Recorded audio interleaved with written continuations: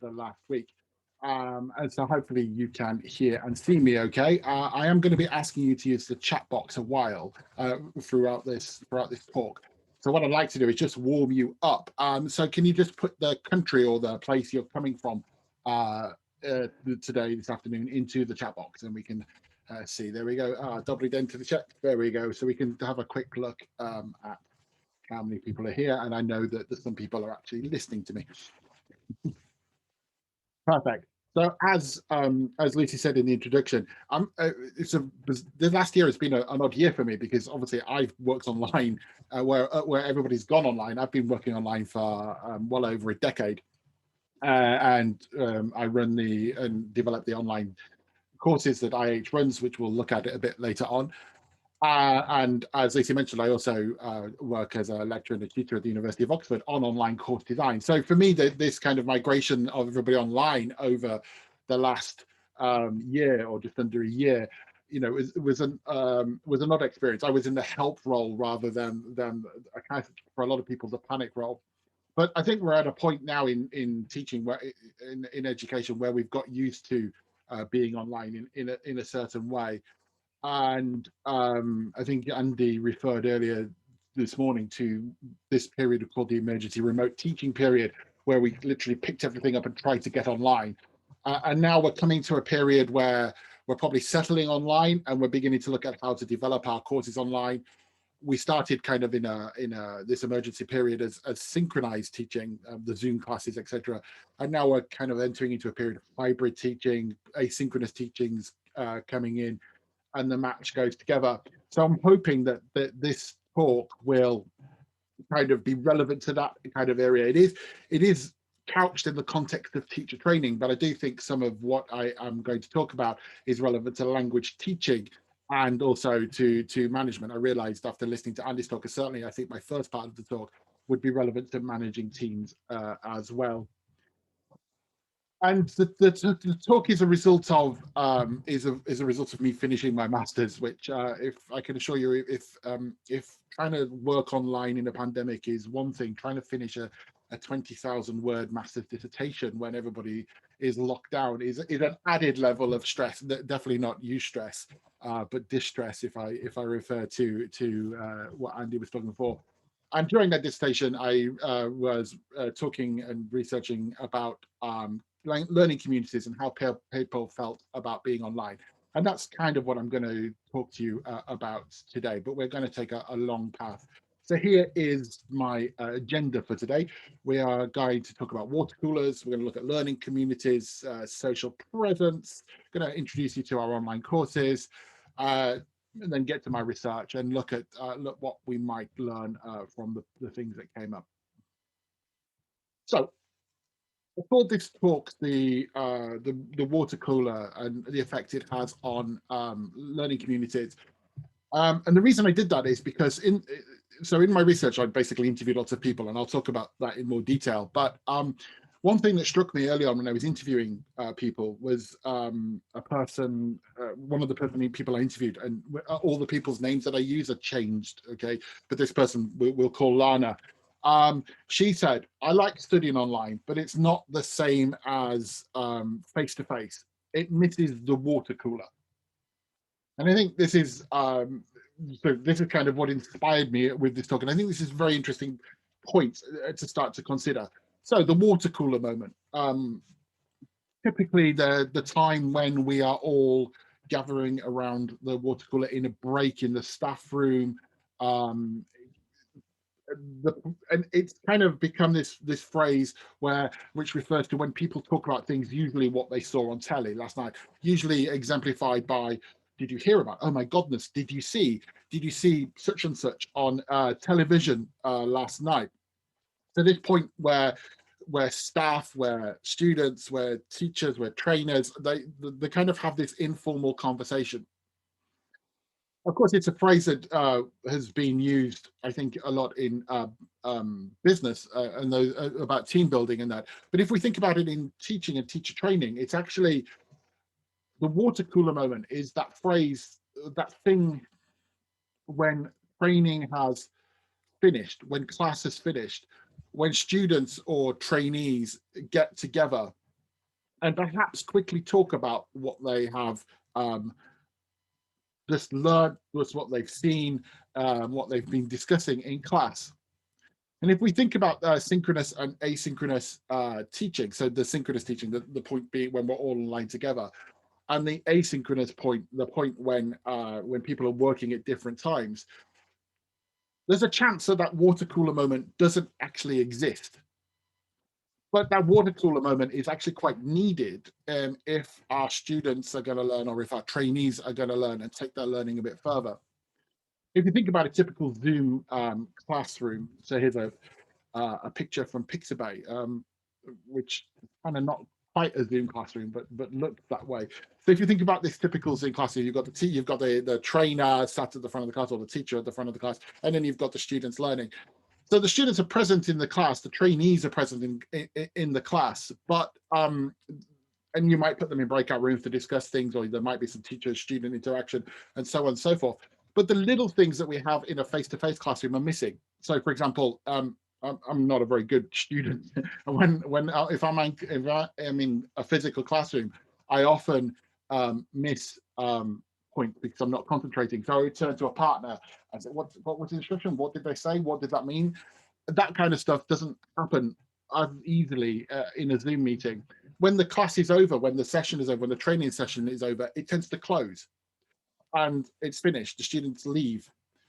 But in a physical classroom, there's kind of hanging about, there's chatting, there's those little things that happen that, again, where learning can take place. But on Zoom classes, for example, or online classes, they tend to miss.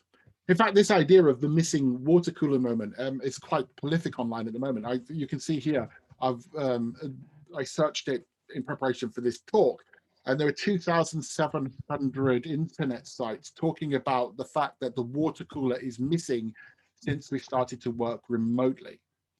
And how might we kind of mimic that water cooler moment, because it's so essential for the group dynamic, for the learning to take place, or even in an academic sense, the managers to take place, and the managers and teachers to work together. Some of those blogs give these 5 tips, by the way. If we do these things, these 5 things would encourage that water cooler moment. That first one, team chat apps, is quite interesting. And this idea of making sure, and I'm not saying this is a recommendation. I'm just talking about what people are saying. That I don't know what I said, Michael, if I got the number wrong. So these team chat apps, so WhatsApp, etc. I'm not recommending that people do it because people have different feelings, but they are a necessity in order for people to get together. As an online student, I know that my WhatsApp group was essential for me to be able to back channel, to discuss, to get things going. And in fact, Tyra, whom I actually used to work with a few years ago at Prague, she was doing some research in 2019 about the effect of WhatsApp on teacher training groups, and the fact that even in face-to-face teacher training groups, that WhatsApp was a necessity for a support group. And this water cooler moment, this idea of being able to talk to each other outside the classroom, becomes something that's supportive, somewhere people can share information and resources. So this was what she was talking about in 2019. I think is even more important now that we've gone forward in 2020. And one of the things that I tend to recommend my online students do now, online, when I say students, I mean teachers, because they're doing my training course, teacher training courses, is that they form WhatsApp groups and use that form of communication. They don't just use the channels by which we're presenting the course. You'll notice some of the other things on that list are virtual clubs, virtual happy hours, team building activities, and informal team breaks. Andy, in the session at the beginning of the day, talked about schools that have kind of had this, have Zooms for staff meetings, for informal meetings, the staff rooms, etc. One of the ones I see quite a lot on Facebook is the IETF or BSIG breakout room, for example. The idea that people can just go and relax and talk and recreate that bit that people feel is missing when we're in the synchronous room. And we'll see lots of these ideas, I think, coming through in teaching. I was recently, one of my recent students in the university. In fact, she runs the MBA course here at the university, and like all higher education, they had to go online. And I really liked one of the things that she was doing in order for the students for them to feel like they were in a community and create this water cooler moment. But her tasks were simply, here's a podcast, go listen to this podcast, go walk on this podcast, and then we'll come back together and have an informal chat about it. So, trying to recreate these out of Zoom experiences that would be mimicked in a physical establishment. And if you think about it, moving online for all the teacher training courses has meant that you're missing out on the water cooler, you're missing out on coffee breaks, you're missing out on going for drinks at the end of a session, and you're missing out for going for meals. Or I was a face-to-face teacher trainer in Prague for many years, and these are the kind of things that our trainees would do after they finished their subs. Of course, they would all go out for a drink, they would all go out for a meal, and they become informal teaching and learning areas that by being online we've kind of removed. So some people would say these are very much a necessity for being part of a learning community. So get your fingers ready. So Kilpatrick, Barrett and Jones in the early 2000s suggested that all educators understand learning communities. Okay, that it's a commonplace factor in what they say in the 21st century. So in the chat box, what is a learning community? How would you define a learning community? Like a learning family. Thank you, Shaka. That's a nice response. Teammates. After lesson chat. Thanks, Gene. Group of people who are learning. Thank you, Kaka. Whoa, now the chat box suddenly go. Sharing ideas. People learning from each other. A space for ideas to be shared. Colleague, interest, content. Yeah. Study groups. Brilliant. I had to kind of second guess what you would say. But a week ago when we started the our online academic managers conference, we because we did it a bit every day, Monica Green did a talk on when she was talking about IH and the communities that we might have. And this is a slide from her talk. And she said these are key elements of a successful community. And I think actually most of you have got those things in place. So access, something you can contribute to, something that's shared purpose, opportunities to meet, what you call stickiness, motivate. Yeah, these things are being reflected in. I'm looking at my other screen for the chat box, by the way, if you're wondering why I suddenly turn in my head away from you. And I think to a certain extent, you're right and she's right. But if we ask you, when we ask for a definition of learning community, for something that I think educators take as read, oh yes, we have a learning community, oh there is this. In fact, if you actually start looking at the research, and I'm going to refer to Weston Williams here, that there is actually no clear definition of what a learning community is. And it's really interesting. Nobody can pinpoint exactly what a learning community is, and that's an interesting factor if you think about educators. Now, I run teacher training courses which are taken by educators or people that want to be educators. So there is an underlying sense of people with a learning community. But if it's not defined as to what a learning community is, how do you know that what you're providing is a learning community? And that idea is where my research comes from. So let me change the question. Why, not what a definition is, but why do you join a learning community? So, I mean, you're all here today, in a sense, to be part of a learning community. We're here in a very short learning community. So in the chat box again, why do you join a learning community? To improve? Okay, yeah, collaborative learning. So learn from us. So this is slightly different from what is. This is what we are. This is why.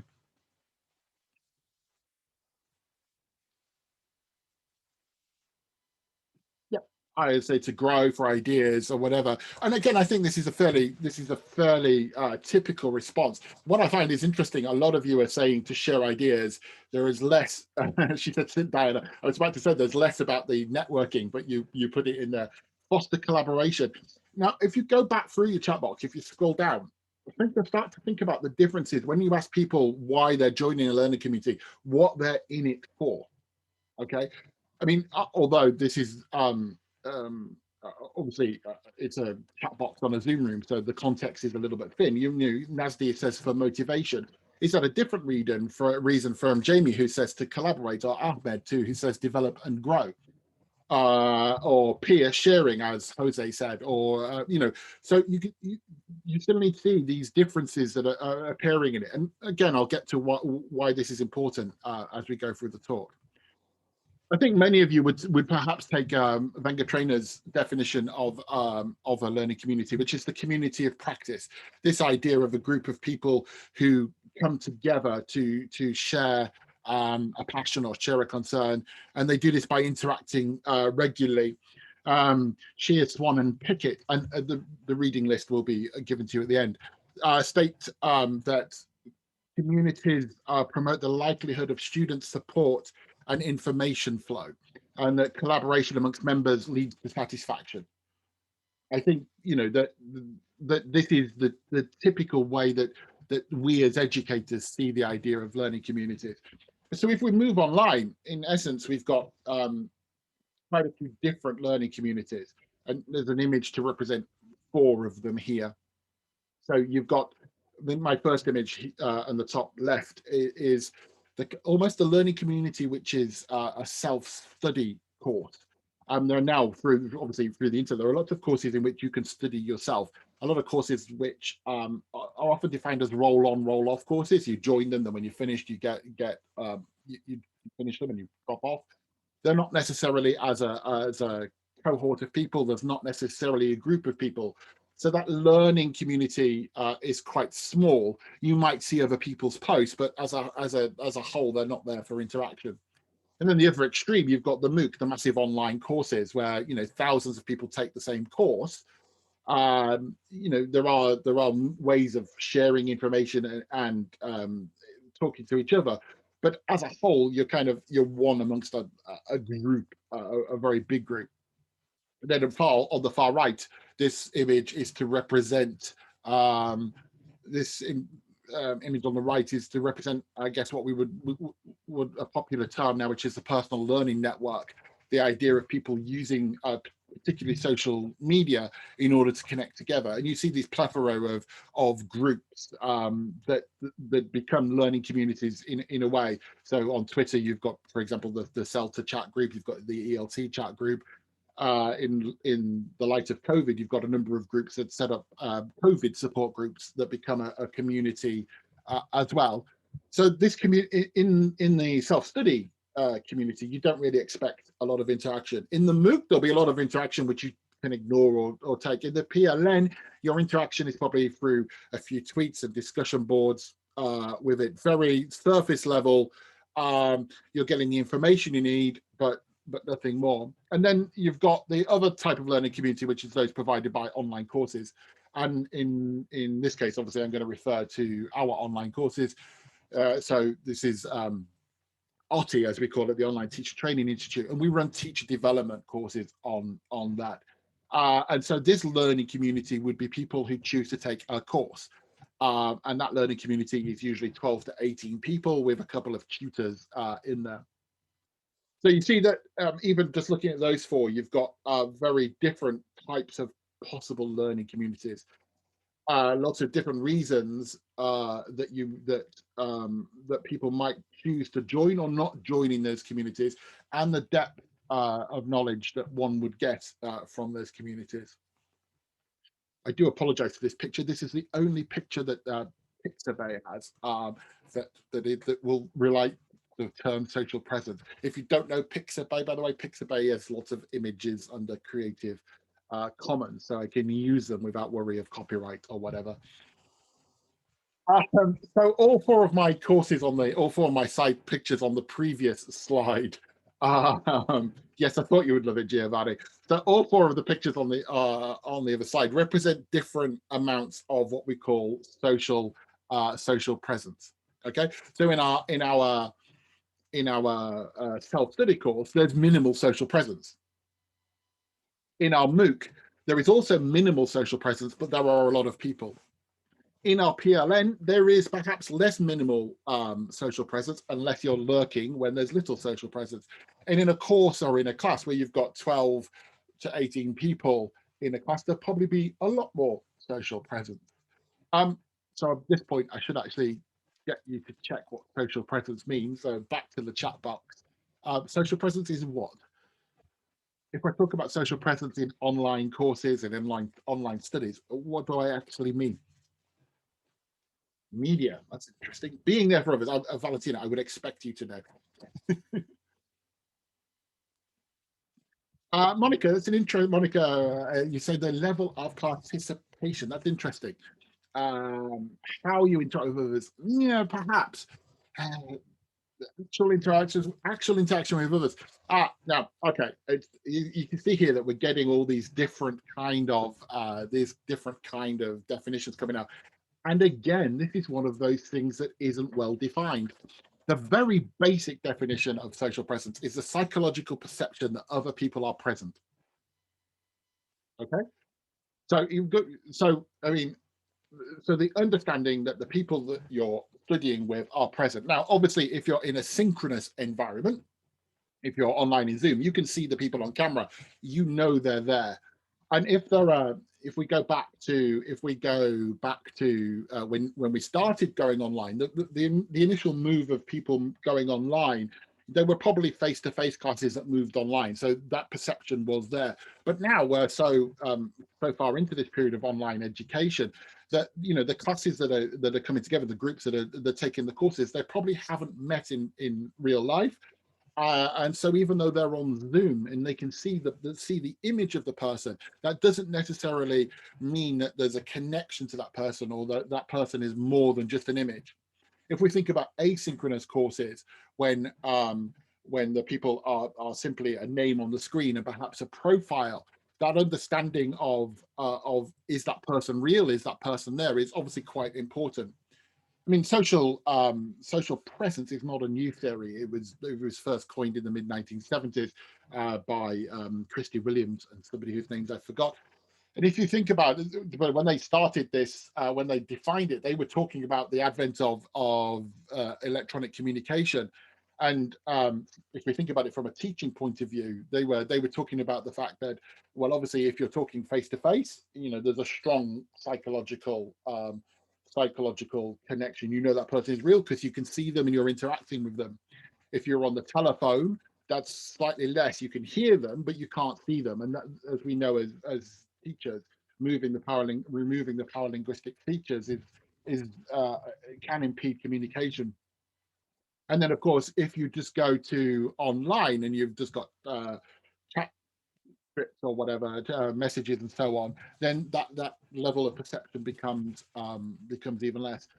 There are something like 12 different definitions of what we call social presence.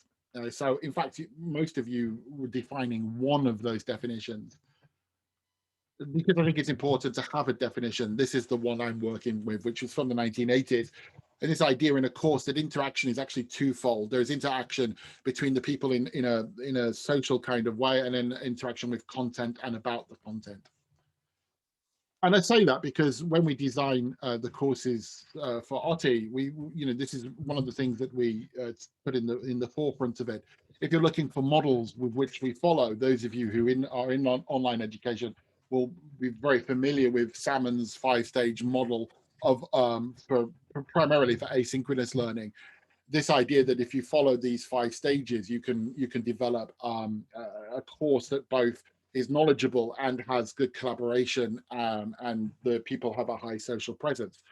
And this idea, if you look at stage 1, this idea that you need to be welcome and encouraging, surprise, surprise, and you need to have online socialization is an important step.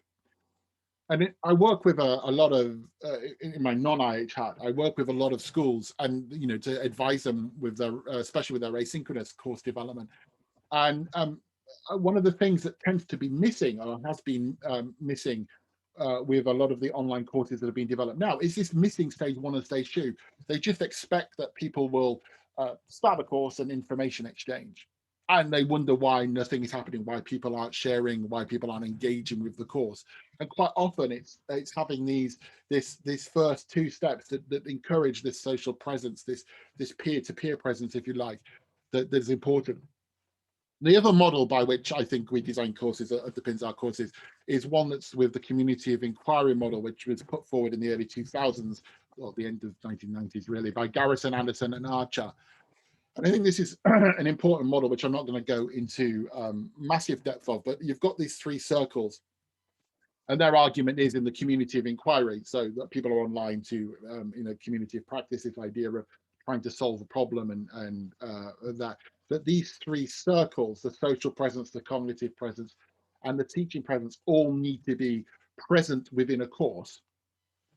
What they don't say is how much each one has to be there, but that if you have all three of these things, then a course is likely to be more successful. So from a teaching presence, that you know there's a tutor, that there is an online tutor there to help and guide you.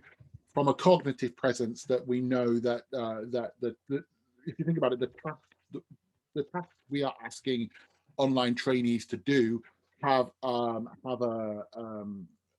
challenge, a cognitive challenge to them. And again, we'll come back to that. And this social presence, this idea that people know who they are and that they can collaborate together. So I think we use these models, and you can see here in this is from our managing change course. So we have a lot of chat boards. I'm quite happy to criticize the fact that I put a lot of chat boards in, and you'll see why later. So here you've got two chat boards in the hope that the students will read about Mintzberg and Hofstede, and then they'll come and talk about it. And then here in the CALC course, and these chat, I've chosen this model because there's lots of chat box, even though it's actually quite a lot of group work. This idea of people using the chat boxes to communicate, to build this idea of social presence, to learn from each other for it. And we're also a member of the Aqueducto organization, which is an organization for language teacher training organizations, which looks at the quality of online courses and rubber stamps quality courses. And in their charter, in their framework, they also suggest that that online courses produce include a community of space, the community space. So we have what's called the cafe. On every course, there's a cafe. This is a discussion box you can go in and talk about. Did you see what I'm talking about? So we've got this idea of social presence, which we try and put together through chatting and making sure that people can interact with each other. Doesn't necessarily mean they will interact with each other, but they can interact with each other if we need, if we hope. So anybody that's applying for a course has to complete an application, and in that they give us the reasons for taking a course and their expectations of a course. Now, obviously, the reasons fall into that idea of why do you join a learning community? I want to better myself. I want to get information. I want to collaborate, and so on. And expectations of the course gives us an idea of how they might interact with in a course. After every course, we do feedback and we constantly review our courses. So it struck me, so I think we run reasonably successful courses, but there are a couple of things that have always bugged me.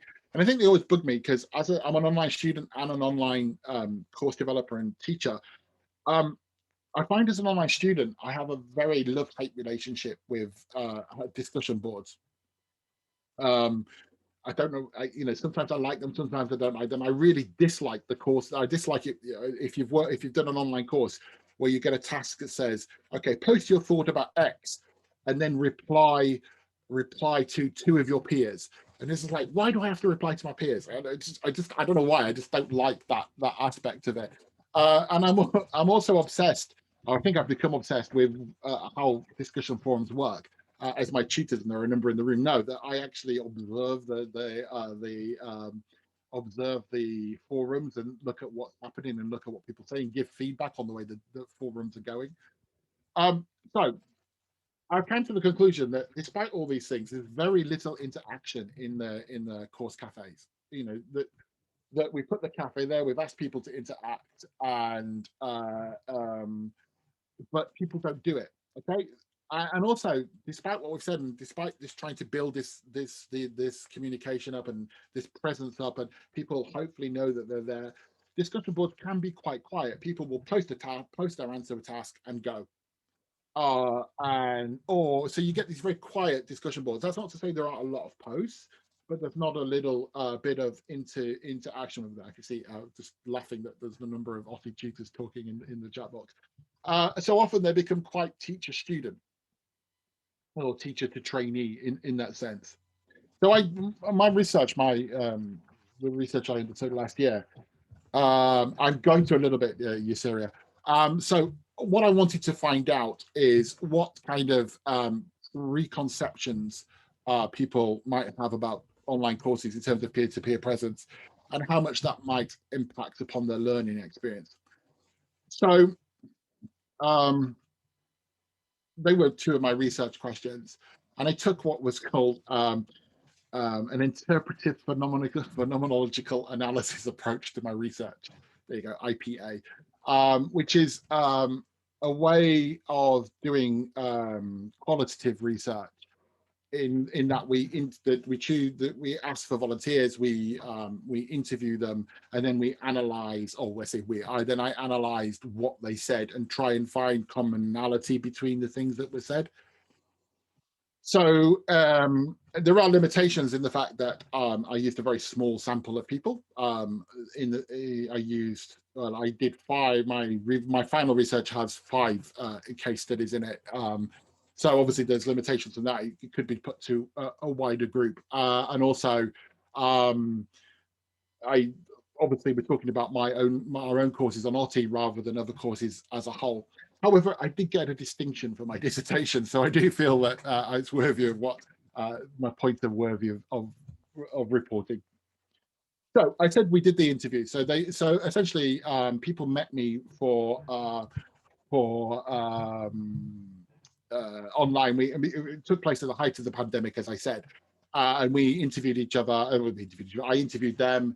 It was kind of a long chat, but there were some questions there. Then I had the transcript. Then we started to analyze the transcript. So in phenomenology, you're looking at both what they say and how they say it. Okay, so you can see this slide says analyzing language. So let me give you an idea. So this is something Lana said on the course. Just if you just as a chat box aside, what would this tell you about Lana? Okay, I feel we learn from my friends when we're in the classroom. There's a if you saw Lana as one of the online students as a tutor, what might that tell you? So this is somebody who did a couple of our online courses. In fact, there's a very important word in there, I think.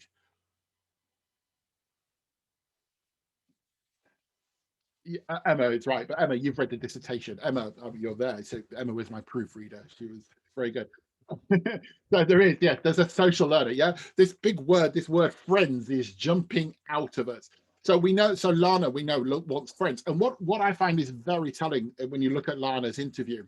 When Lana talks about like her CELTA course, when she talks about training that's done in a physical classroom, she always refers to people as friends. But when she talked about online, she talks about that. And so that one change of word from friends to others, I think is really telling. That she emotionally engages with a physical classroom, completely different to an online classroom, and she never uses the word friends in the whole interview that she did with me to talk about online tutor. She talks about online training. She talks about colleagues, peers, and others. So it's quite telling. Here's a different point of view, and this is from Daniel, who Daniel took a course of us, very confident teacher, really early part. And if we talk about analyzing language, again, I'm looking at another screen here. I would be joining an active cohort where the other participant courses would be involved as I wanted to be. And again, that phrase "I wanted to be" is really, really telling. It puts a lot of pressure on everybody else in the course. Daniel's really confident, posts a lot, it really throws himself into the course in one way. And but if the people aren't as active as he wanted to be, that he wants to be or wants them to be, then there's going to be some level level of dissatisfaction. You see where I'm coming from with this. So you know the we've got a learner in Lana as a trainee who is honestly never going to be satisfied because she doesn't get the emotional engagement she would get in a physical classroom. And we get somebody here who is online, but you know they're doing the course, but if people don't keep up to the standard of that person, then there's going to be some kind of shortfall. So if you're interested, so I thought I should go back to where's the water cooler and look at what people said about the water cooler.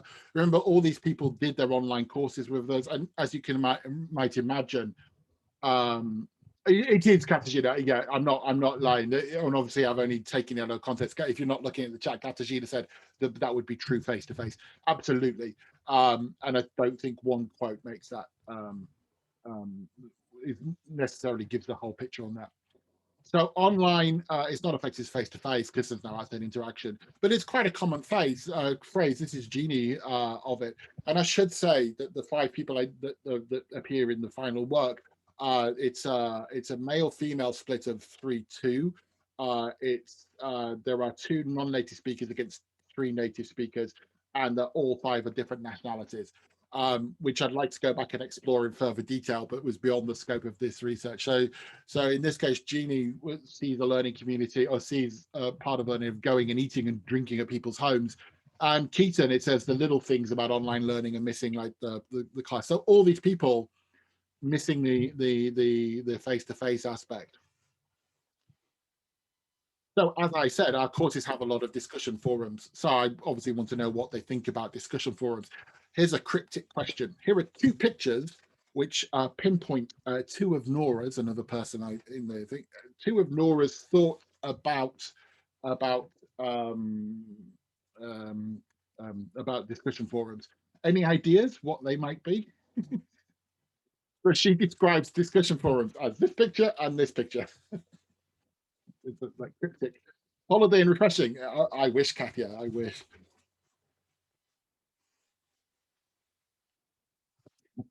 Oh, um, so Nora, who walking off into the sunset, time to reflect. You like to think, Katya, I wish there was good.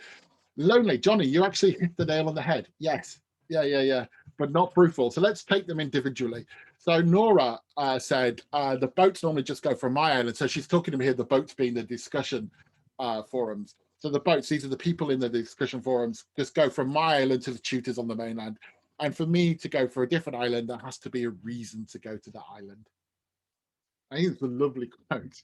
And then she followed this up with, she said, I'm not going to tell you which country, but she said, in the country from which I'm from, she said, the discussion forums are like licking the outside of a watermelon. And what she meant by that is that this idiom means that they're superficial. Okay, you don't get into the depth, the inside of the watermelon, you just stay out of it.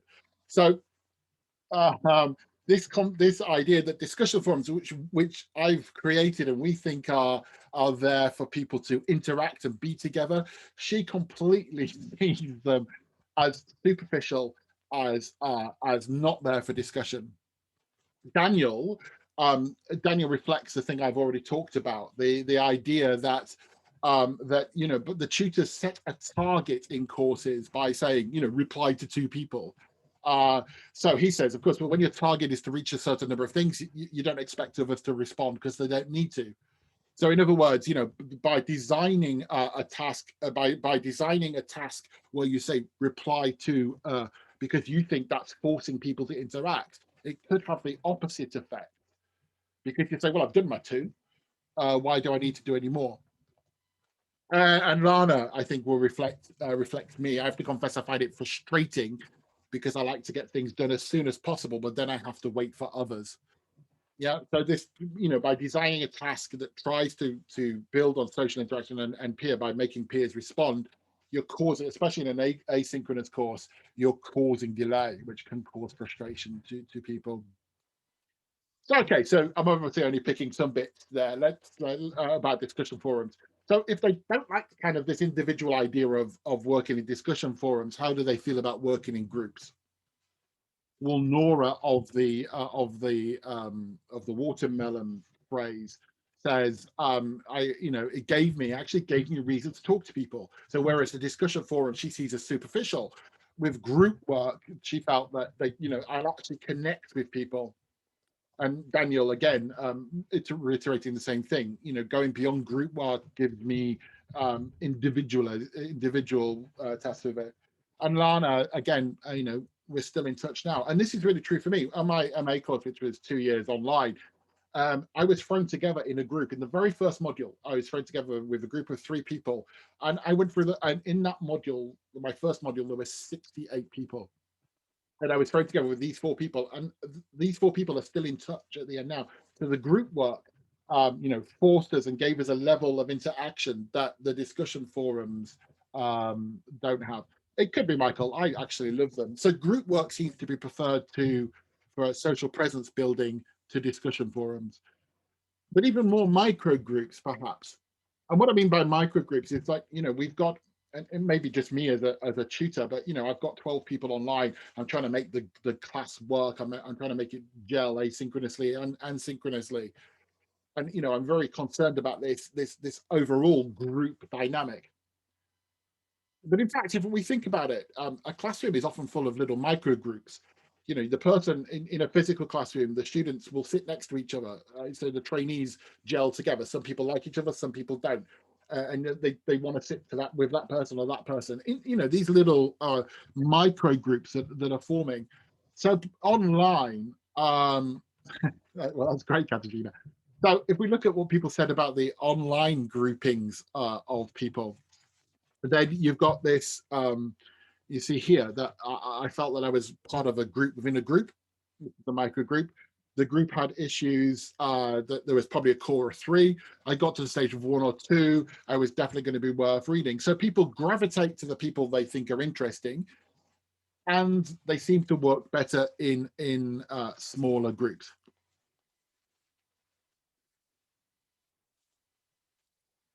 Yeah, I'm just presenting. I'm just presenting one point of view, Michael. I don't disagree with you, and obviously, as I said, there are limitations with what's said. I'm answering. Michael said you can't do that for all students, but I think what is important, actually, as we'll get to the things we've learned, is that we perhaps allow these things to develop and support them happening in it, which I would argue we don't do enough. So, what about other people in the course? So Jenny described. I asked everybody what their definition of learning community was at some point. So Jenny described the learning community as like a car in which you all get in and you go on the same journey. Okay, so that was what she thought was a learning community. But then on the other side, when I asked her what she thought about the group, about the course she took, she said it wasn't like a car; it was like a bus. So people were taking the same journey, but everybody was getting off at different stops. Which people weren't all engaged at the same time and in the same ways. Lana found it annoying that there were some people clearly just working through this to get a certificate. And Nora said, well, with all these discussion boards and everything, what actually was very different, I could just watch YouTube and learn it as well. So you see how I'm going to draw to a point, obviously, but you see how these are just 5 people and how the different things and different interpretations in the same group are there. I think it's worth mentioning the role of tutors. You get a lot of people talking about the role of tutors and how important a tutor is in online education, be it language learning or be it teacher education. The tutor is there. And when we've talked about these 2 models, both of which involve a tutor presence. And Shears, Swan, and Pickett, as you can see from the quote there, that say that a teacher needs to be there as a facilitator, as a way of bringing the group together. And of course, I mean, it's okay me saying we build our courses on this idea of social presence and peer-to-peer presence, but it takes the tutor, it takes the tutor and the teacher educator to force that to happen. You can't just put people in a room and assume it will happen. So there needs to be some tutor presence to get people there to actually teach them how to learn. I think tellingly, and this piece of research is really interesting. The Lowenthal Dunlop research. She said that actually that the students aren't interested in their peers at all. They're more interested in their instructors. And I feel that I'm one of these people. You know, I don't care what my two colleagues say about the post. What does the tutor think? You know, so this idea that the tutor is important, and I just assumed when I started out on this process of the research, I assumed that's how, you know, this is, people would feel the same way. But it's a really interesting point. Points came out that the tutor was seen as big brother. Okay, this idea that actually, because the tutor can see all the course, you know, and this goes back to the missing of the water cooler, nowhere to the not sharing of ideas, everything was through the course site. That by posting in the course site, the tutor can see everything. So even in the cafe, the tutor can see what's been said. There's nowhere that you can, actually Nora goes on to say there was nowhere you could talk about, nowhere you could go talk about the tutor. But this concept of it's big brother, and it's true, there's a lot of research on discussion boards. I told you I was obsessive. You know, there are a number of factors. If you're creating an asynchronous course, or even a chat box in a synchronous room, consider the issues that are in play. There's a lot of psychological issues. Andy this morning talked a lot about trust, and of course trust has to be one of the things. You have to trust the people in the room in order, you know, you're going to make comments, that comment isn't going to be abused in any way or laughed at. There's a sense of ego. Is what I'm going to write worthy of people knowing? You know, have I got something to say for it? You've also got the concept of, for many people, our website works in English. Our courses are run in English, but for many teachers, that's not the first language. So this idea of, and even if they do speak and communicate at a very high level of English, this worry about making mistakes and how people will see my mistakes. So there's a lot of psychological pressure about discussion forums. And then this perception that above all that, there is Big Brother watching down on you. And taking that a step further, Daniel even referred to the tutors as God, um, which is perhaps a little bit too high. But you know, but you can see that his the way he's crafting his posts, and the way he feels when he's posting in a board is not just for the social present aspect for his colleagues, his peers on the course. It's also the concept that, you know, that he's trying to impress the tutors. And these two things I found really interesting, because I just didn't expect them to be there at all. I assumed teachers would be happy being teachers on the board, and they're not. All right, so I'll start to bring all this together for you. Um, what have we learned? Well, task type, as you probably realize, is important. And what I've learned from the bits I've shown you links into what is a group. And I think I've recently revised the cult course, and one of the things I did was try to put into practice this not so many discussion boards, but more group work and more group boards. So instead of making people superficially complete a discussion board for every task here and there, changing it so it's more group work and more other things. So I think we need to be careful of the task type. You know, I also feel we need to be careful of what is missing, and assume, you know, and rather than, oh yeah, online can't do those things, worry about how we can get that back. And one of the things I think is important, and the next step is I need to define to everybody. I think if people are language learners, we're at language schools, we often tell them that we use the communicative method. That's what we, you know, that people understand that. We tell them what it is, they may not understand it, and they often, you know, default back to their experiences of teaching, of learning before they came to a private language school.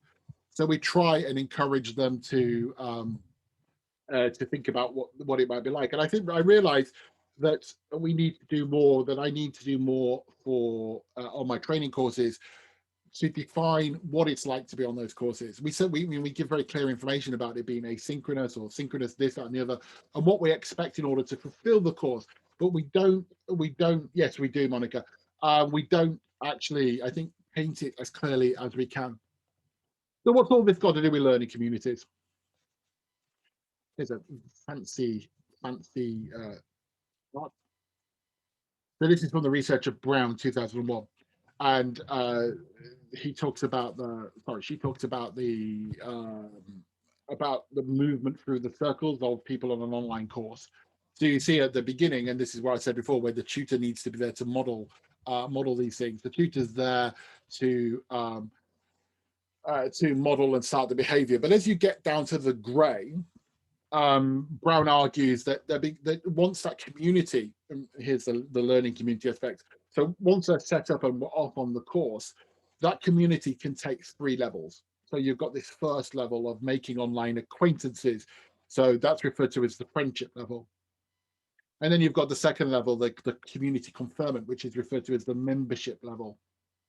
And then finally, you've got the camaraderie level, the next level. And, you know, I think each of these things is quite an emotional word: friendship, membership, and camaraderie, which is all well and good. But how do you know which level you're at? And how do you know, if you're an online learner, that you are, you know, I think I'm at a friendship level. But do they perceive me as being a membership level? Do they think I'm a camaraderie level? Are they I'm a friend and they're only membership level. You see what I mean? These expectations and these thinkings, the way that the people think about how they're perceived, how that social presence is perceived within an online course, can completely be mismatched. And if it's mismatched, then there are going to be issues on the course.